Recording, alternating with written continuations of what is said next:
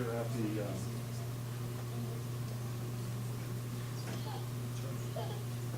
should be on. Doesn't sound like it. Should be hot. There we go. Thanks. Here at the Independence Reformed Bible Church, we do allow for questions following the sermon. Who has the first question this morning? Right here. Oh, I'm sorry, Tim. Yeah, for those of you who've been with us before, we're trying something new. We think we can pick up your voice just from your seat, so you don't have to walk up to the mic anymore. Sorry, go ahead, Tim. First is a comment. So, same author, Solomon, Proverbs 1:7. The fear of the Lord is the beginning of knowledge. So, without the fear of the Lord, that philosophy teacher doesn't have anything to stand on anyway. So, and then the other one is a question on the onset of your study. Maybe get this question out early. So, how do you reconcile Solomon's folly of hundreds of women and wives or whatever? Was that a curse because of the wisdom he was given, or I just get that out there now, I guess. Yeah.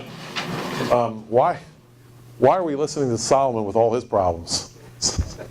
Something like that.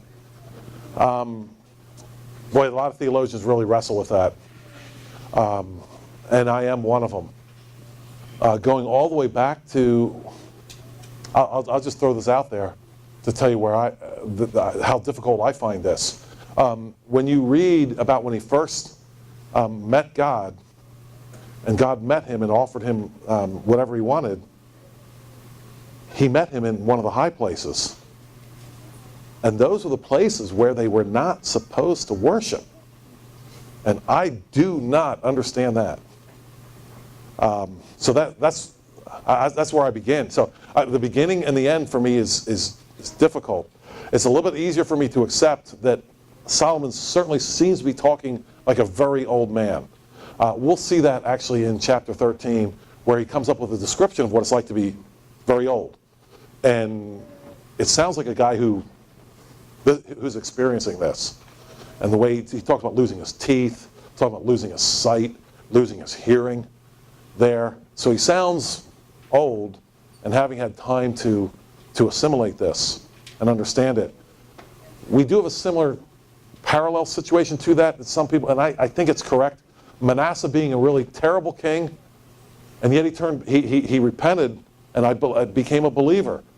And many people believe, and I think they're correct, that Josiah, of course, was his grandson, and Josiah was the one that, shall we say, oversaw the revival when he became a king.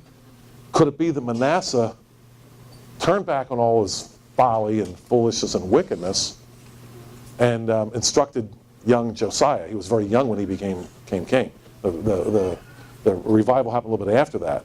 So it seems like we may have a parallel case there as well. But that's not to say that people don't really wrestle with this, and I'm one of them. That's the best I can do at this point. But thanks for bringing that up now, because it's going to come up. It's going to come up. It had to. Yeah, absolutely. And that high place thing, I can't figure that out at all. I need to do some more study on that. Yes? Did he write Proverbs first or second, or was Ecclesiastes written before Proverbs? Or, I believe Ecclesiastes was definitely written at the end of his life. Okay. I think it's possible Proverbs could have been written towards the beginning. One of the things he says, and we'll get to it, not to get ahead of ourselves here, he says at one point he's looking for a true heart, and he says he didn't find it in 1,000 women. Well, there's a guy who would know something about 1,000 women. Not just speaking metaphorically here. Yes? Well, I think just with that, as a follow-up too, as we're studying through Proverbs, he makes it very clear, having knowledge is not the same thing as being wise. And just because he had a lot of knowledge about everything, and even, he asked God specifically for knowledge regarding what is good and what is evil. That alone is not enough. As he says all throughout the book, as we've been studying, as he says over and over again, that alone is not enough to make one not sin. You can have all of the knowledge and still walk off every cliff. And so I think there again, we're also dealing with that aspect of it. Yeah. What's knowledge again without action? The fear of the Lord being the beginning of knowledge, that has to do with action. Again, we just can't get away from, because what good's the knowledge if you don't do anything about it? Useless. Priest and Levite. Priest and Levite had the same knowledge, did they not, as did the Good Samaritan, right? All the same knowledge. Yes? I do have an actual question. You were talking, going through Ecclesiastes 1 here, and I think we'd all probably say, yeah, that sounds a lot like Buddhism, what you talked about today. Totally. But And Hinduism. doesn't it sound an awful lot like the modern church? Your thoughts on the Go on with your thoughts on that. Because I know you have some. Well, you and I have talked a lot about this, and Yeah. that I believe that. I think you might be able to say it better than I. Well, I do believe that the modern church is nothing more than the Buddhist mindset and application with a cross and the baptism involved. But everything about what you're saying, the philosophy behind it, the actions with which we live, even as Christians, so often, if we want something from God really bad on a particular day, or wow, we go to the doctor and he's going to give us a report today, and there's a lot riding on us. We tend to even change our behavior that day, just instinctively thinking, well, okay, if I really seem penitent today, if I really seem godly today, God, just won't you please answer this one? That's karma. That's the doctrine of karma. Like, we live that out in our Christian lives all the time, and it's really just Buddhism that's been baptized. And I just wonder if you see those same similarities in Ecclesiastes as he's talking. I think that mindset, is it not prevalent? In other words, I guess what I'm saying is this not just applied to the outside world? Don't we also need to be turning this exact philosophy, as you're talking about, on the church itself? How often have we seen? I've seen billboards. Come to Jesus. He'll fix your marriage. Have you seen this? These kinds of things. A lot of modern preachers, right? Come to Jesus. Give us money. He'll give you money. Have you ever seen the benefits of coming to Jesus? He's going to fix everything. That is idolatry for sure. I mean, how are idols worship? Let's talk about this for just a second.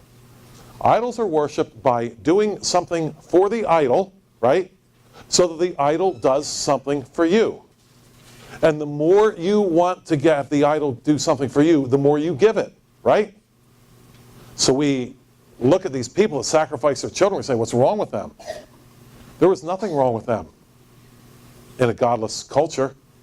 They really needed something, they really need that idol to do something big for them, something really important. So they gave the idol something important to them. And that's the way it works. Why do we worship God? So he does stuff for us? Throughout the scriptures again and again, we worship him because he's worth it already. He's a great king and a great God. And whether he does anything for us or not, and he does, he has done. He sent his son. What more? What more?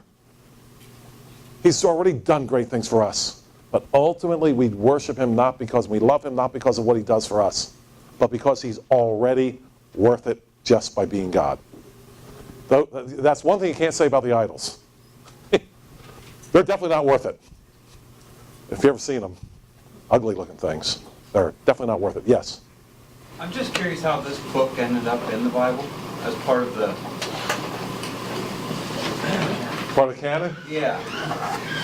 You would have rejected it? No, I'm just saying. Because I probably would have. It's really just the last chapter that brings us back to God, because this is an ideal book for philosophers to sit here and say, see, even your own Bible says this.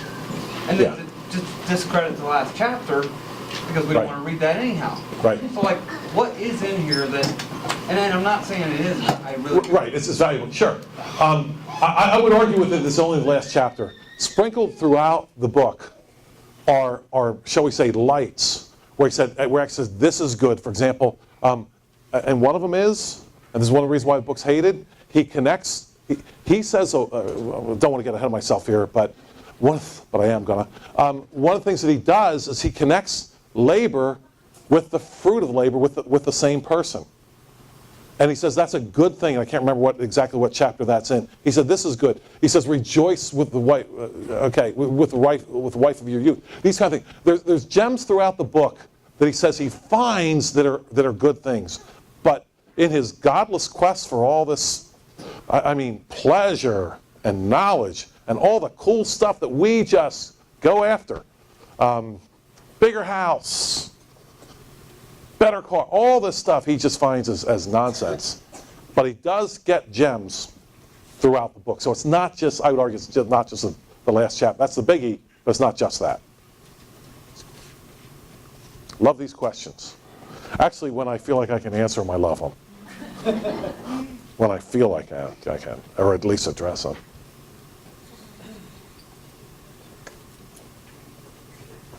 I want to thank you for your kind attention here this morning.